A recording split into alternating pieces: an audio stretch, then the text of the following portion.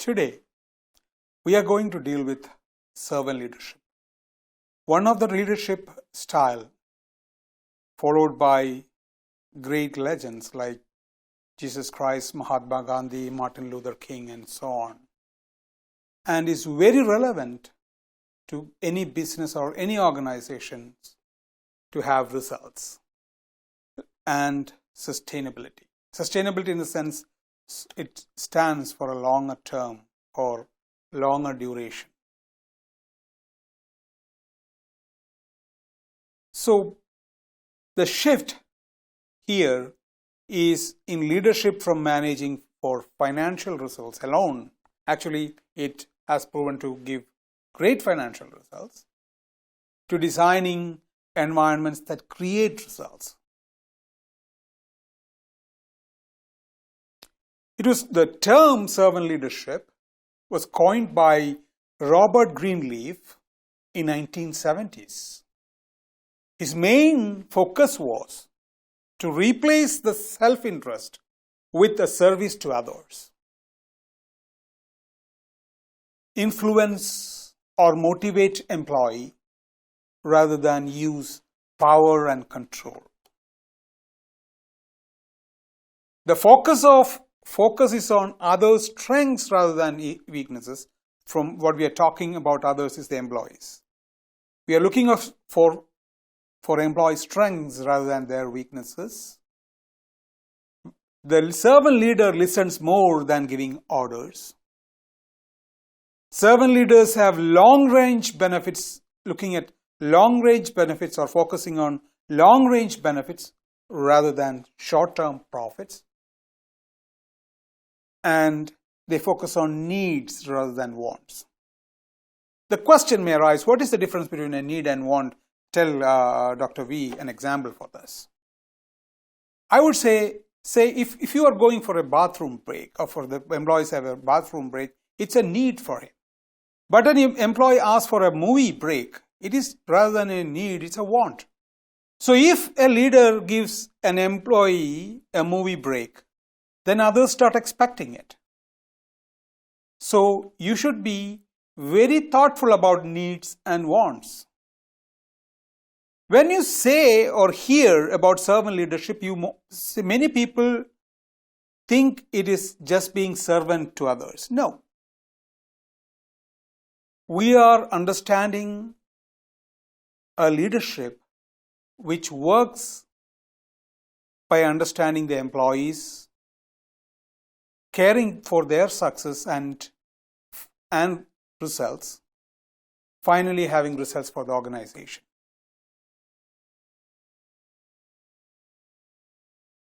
The top 3 emergent leadership requirements, according to Economic Intelligence Unit, is ability to motivate. Rather than force them, you should be able to motivate the employees to do things or do work for the organization. Ability to work well across cultures and geographical boundaries. And the final, most important thing is facilitate change, and that is positive. So how servant leadership help to achieve top 3 requirements? These leaders actually become a role model. They collaborate and they are accountable. And third thing is that they demonstrate innovation or encourage innovation. Emphasize importance of embracing and apply new knowledge and at an individual level and team level, and finally encouraging novel approaches and ideas. And we are living in a world where innovation need to be encouraged to make that change or to achieve financial results. So this servant leadership is going to be very relevant. As relevant in the past, it will be relevant to the future too. There are 10 characteristics of servant leadership. We will be looking at one by one. My focus or the presentation focus is how to achieve it. what you should do to achieve it. Just everybody knows all these things. Listening is important, empathy is important, healing or feeling of wholeness or giving a feeling of contentment to the employees is important. Awareness is important, persuasion is important, conceptualization is important, foresight is important, stewardship is important, commitment to the growth of the people is important, and building community. These are all things, when you are dealing with servant leadership, you will think, oh, I know this. But are you practicing it? Are you doing it in a daily basis in your organization? That makes the difference. Nothing else. Again, when Greenleaf, Robert Greenleaf, talked about leadership, he was more focusing about practicing it. When Hunter's, the servant book, when I was reading it, he also emphasized everybody knows all these things. But very few actually focus and particularly do it on a daily basis till it becomes a habit. He even goes on saying, I like the saying, in the Hunter's book of the servant, he says, fake it till you make it. You make it as do it on a day-to-day basis till it becomes your thing, your habit. Listening. So listening actually means make a deep commitment to listening and understanding intently. So you're forcing yourself to listen rather than talk much. Or let others talk and listen and understand it. And how to achieve it?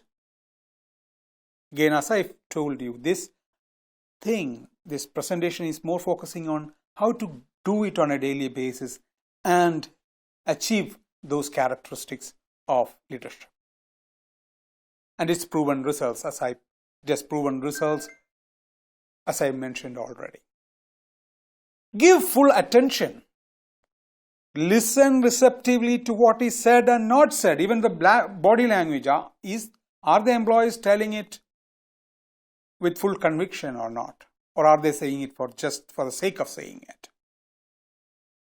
And do not interrupt. Keep listening. If you want to keep notes, you can. But make sure that if you do not interrupt them because they want to tell you something. And you are giving value to that thing by listening them, on a regular basis. And after listening them, you should give feedback. And in the book, mentioned in the reference, we are talking about listening as encompasses hearing one's voice. So not only you are listening to others, you are listening to your own voice. For that, you sometimes meditate or take a time off during the day, and listen to yourself. What should be done to align with the value or the vision and mission of the organization. Second thing is empathy. So you have to show value to other people's intentions and perspectives. You can be more empathetic by putting aside your viewpoint temporarily, look at others' viewpoints and approaching the situations, approaching the things with an open mind. Third one is healing. So it is dealing with the emotional health or wholeness of employees or people around you in the organization. When we are talking about servant leadership, one thing to be noted is that you don't have to be a CEO or a manager for being a servant leader. I can become a servant leader as a teacher by listening to your things or what you have to say and show value to your points and act according to the objectives of this class. Again, we are talking about sometimes listening to a student about some issues going on during pandemic, and we are having a responsibility as a leader, servant leader, for the emotional health and wholeness of people, or health of people. Now, how to achieve it? Now, support employees with knowledge. I have to provide you with the knowledge and support and resources so that you will be able to understand the concept and take the exam effectively. That's my job as a servant leader, and if I am following a servant leadership in teaching, that's my job. Taking steps to help them be happy and engaged in their roles. So they should be happy and engaged in their roles. There is a famous saying that people do not leave organization, people leave bosses. So your job as a boss, as a colleague, being a servant leader, is to make sure that they are engaged, they are heard, and you value their opinions and other things. The fourth one is a self-awareness, ability to think deeply about your emotions and behavior, and your behavior is how it is going to affect the people around you, and how it is aligning with your values. Is it going in the right direction? Is it right? Are you behaving right or expressing your emotions right? For that, great thing is to do a SWOT. You can, if you are not familiar with SWOT analysis, I'm not going deep into this in this video, because you can Google it, and it's a lot of personal SWOT videos are there. And you have to take feedback on them. And most importantly, you have to manage your emotions. You have to be aware of, that is self-awareness. You have to be aware how your emotions, how your actions, how your behavior is going to affect another person around you. You may be having a bad day in your life. You should not be throwing that tantrum or emotions to your colleague or to your friend or anybody. You have to learn to manage your emotions if you want to become a servant leader or practice servant leadership. Again, we are focusing on how to practice servant leadership. We know all these things. It's nothing new there. When I was reading I have read 3 books already. All these books, this is just there. We all know that. What is new there? But are all doing it? We all agree that we should do it. Or some of you may be thinking, oh, my boss is not doing it. You can start it in that case. The next one is persuasion. When you say persuasion, the first thing comes to your mind is forcefully persuade somebody to do something. No, you're actually encouraging people or encouraging employees around you to take action. You are aiming to build consensus in groups for decisions rather than putting your decisions on them. So if there is a consensus, what will happen? People, when they contributed for a decision, they are responsible for getting it done. If you're going to tell them what to do, there is higher chance that they will not feel obliged to do it. But if we reached a consensus that this is going to happen this month, we want to do these things this month and take opinions, and we reach a consensus, then there is high chance that those employees or people will follow that. This whole persuasion is rooted in the beliefs of Religious Society of Friends. Actually, that is a society where Robert Greenleaf belonged, who coined and developed servant leadership. The whole idea you must remember is that he wanted to get away from self benefits and focus on the benefits and things for others. How to achieve it? Again, build your expert power. Think about, I am talking about servant leadership. I don't know much about it and I didn't read anything. You can easily understand whether I have read or not, right? You can easily understand your boss knows the subject or not. If he's just blabbering, you know that, right? So then the question is, are we able, how can we become a servant leader? You built your own expertise. You constantly read or know from people and increase your expertise in the matter. When you are an expert, people tend to follow you or do what you say.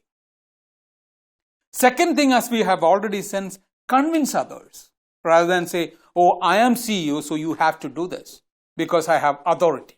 It's completely opposite to that. You are convincing others that if you do this, it is successful for the organization, for you, for me and everybody in the organization. And that convincing part comes there. If you are using your authority, what will happen? If you are not there, they will not stick to that thing. So you will be constituted to have to constantly watch what is going on. Once you convince them to do things correctly, and that is the right way to do it in alignment with the strategy or in alignment with the value of the organization, they will keep on doing it. You don't have to go and have to boost every day with a pep talk. It's not required there. Then the conceptualization parts, especially in the today's environment. People are looking for short term. If you look at stock market for an example, we are all looking at this short term profit. Many people, not all. The organizations are looking for ways to do things so that they can show some bottom results, financial results. The problem with it is the leader didn't dream much. The stock values will come down if you are looking at S&P 500 companies. Most of them had leaders who conceptualized, who had great dreams. They think beyond the day-to-day realities, stretched his or her thinking to encompass broader conceptual thinking where we can go with it. Seek a delicate balance between conceptual thinking and day-to-day operations. It doesn't mean that you should stay away from the reality of day-to-day operations. You have to stay with the day-to-day operational approach or day-to-day activities. At the same time, you should have time to think beyond the day-to-day realities. Where I want to go with this organization. That is where how to achieve it, create mission statements and vision statements becomes important. Clarify employees' role in the teams and organization's long-term objectives.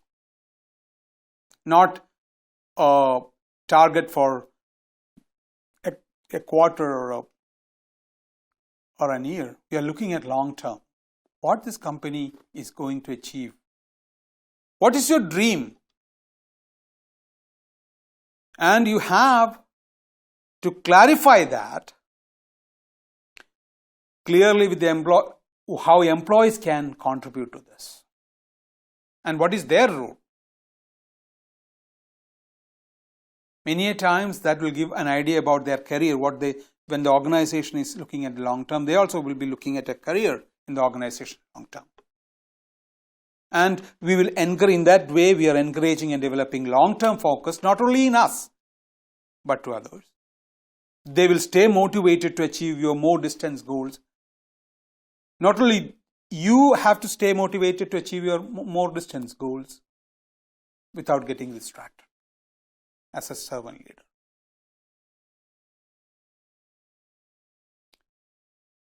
Now the next one is foresight. You have When you are a servant leader, when you understand what is going on in the past, then you are looking at the daily activities. You have to stay with the daily, day-to-day activities.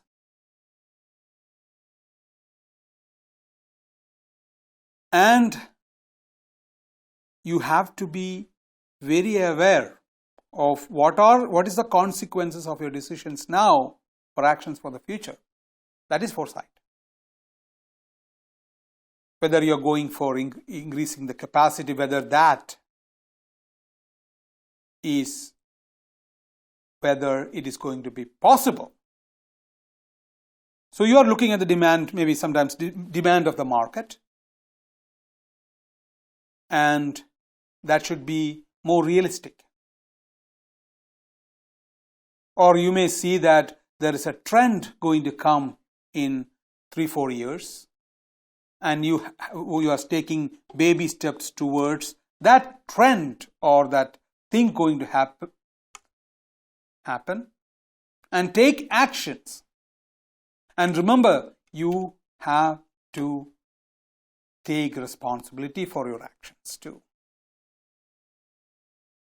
So how to achieve it? SWOT analysis: strength, weakness, opportunities, threat,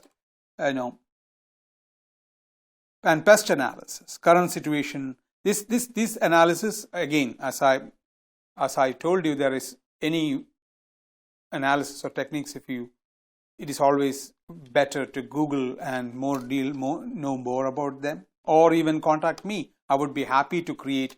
These are different SWOT analysis you might have did, and pest analysis in the strategy class. If you have not done it, or if you could not find adequate videos, I would be happy to provide you. Just let me know. That is the knowledge providing or the resource providing from my side. And the scenario analysis, I generally use Excel for scenario analysis, and I see what if this happens. You have to look at different conditions, different scenarios, and what is the outcome. And or a proper checklist is learn from experience, consider all angles possible. Finally, learn to trust your intuition. Sometimes what happens inside you, what something is telling from inside, you have to listen to that. Self-awareness and taking time to listen to yourself. Some happens to help many times for servant leaders. So take time to listen to yourself and trust your intuitions.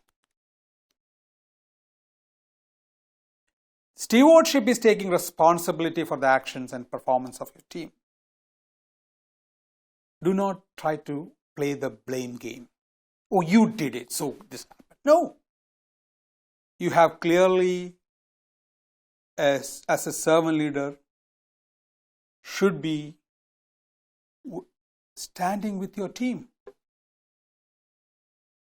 You should be accountable for role of the team members play in your organization.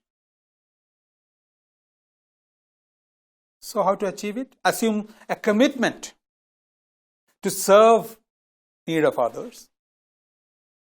Use of openness and persuasion. Persuasion, you remember, it's not control persuasion, it's actually convince others. We have dealt with in the past. Take time to think about your own values as well as those organization, and to check whether these decisions or these things which you are doing will or won't stand for the values or stand against the values, and act accordingly. Lead by example by demonstrating values and behaviors that you want to see in others. Treat them the way you want others to treat yourself. Have the confidence to stand up to the people when they act in a way that isn't aligned with values and behaviors accepted. Many times we keep quiet. Oh, it is happening. It's not going to affect me, so I'm not going to talk about it. No. You should have the confidence to stand up to the people, say, with the organizational values, they are acting in a way that is not aligned with the organizational values, or they are treating another person in the incorrect manner. Oh, he's treating another person, why should I worry? As a servant leader, it is your responsibility to stand up and respond to that. And the commitment to the growth of the people. Commitment to the growth of each individual within his or her organization. How to achieve it? So you are telling that commitment to the growth of the people. How to achieve it? Of course, you have to make funds available for personal and professional development. Take personal interest in the ideas and suggestions from everyone. Listen to them. Again, listening comes very important in this. As you note that most of these are interrelated. The characteristics are interrelated.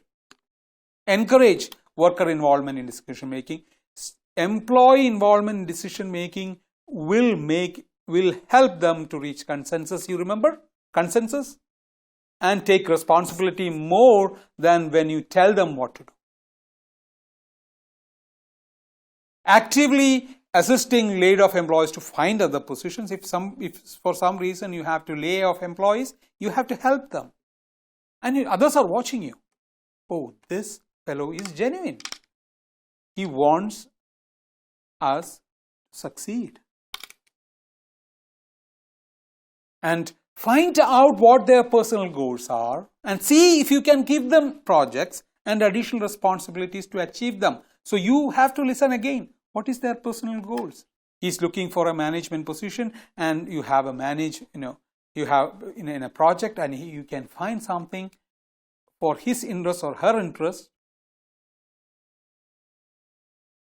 and make them grow. That is commitment to the growth of the people.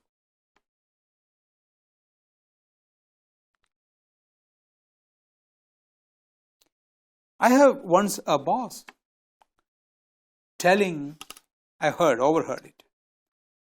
A boss telling another person, what will happen? What will happen if we train them, if we put money on them and they leave? The response from the other person was brilliant. What if we don't train them and they stay? Think about it.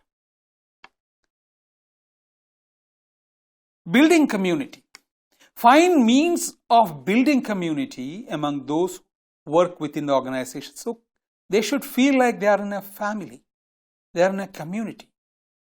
Show the way of demonstrating his or her unlimited liability for quite specific community related group. So basically saying that you should demonstrate your unlimited liability for this community which you are creating.